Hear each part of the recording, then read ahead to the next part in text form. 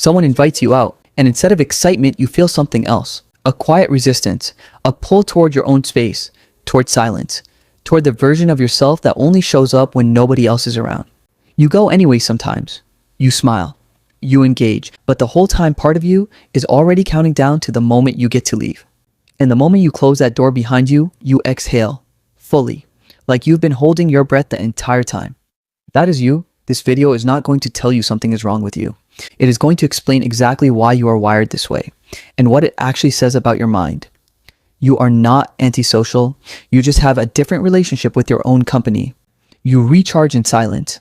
You think more clearly alone. You do your best work, your best thinking, your best living when the noise of other people is not competing with the noise inside your own head.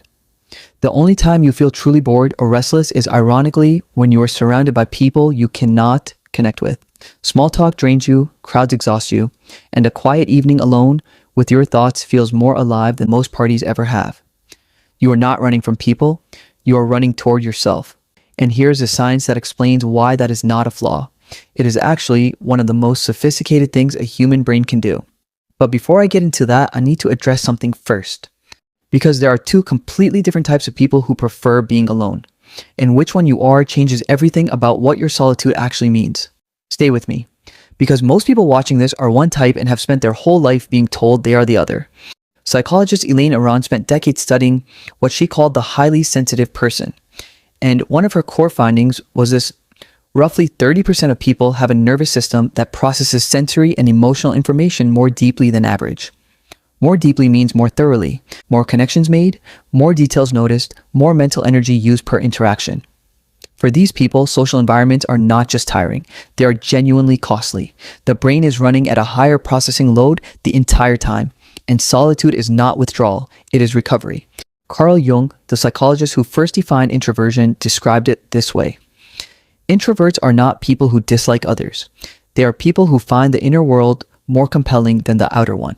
And research from Harvard confirms that people who are comfortable with solitude consistently score higher on measures of creativity, self-awareness, and emotional stability. You are not built wrong. You are built differently. And that difference is an advantage if you understand it. But here's the part nobody talks about, and this is the part that actually matters most. Because preferring solitude and being genuinely at peace in solitude are not the same thing. Some people are alone because they love their own company, and some people are alone because somewhere along the way they stopped believing anyone else's company was worth the cost. And from the outside, both look identical. Here is how you tell the difference. When you are alone, do you feel free, or do you feel safe?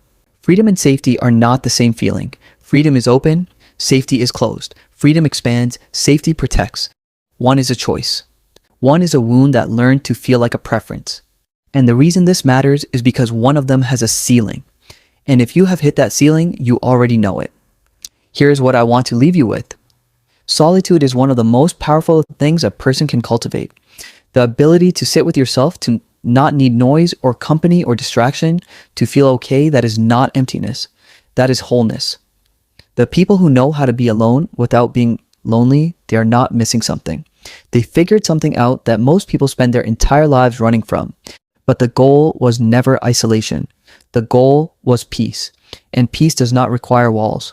It requires knowing yourself well enough that the right people, when they appear, feel like addition, not invasion. You are not too much. You are not too little. You are simply someone who finally learned to be enough on your own. If this felt like someone finally understood, you send it to one person who needs to hear it. They will know exactly why you did.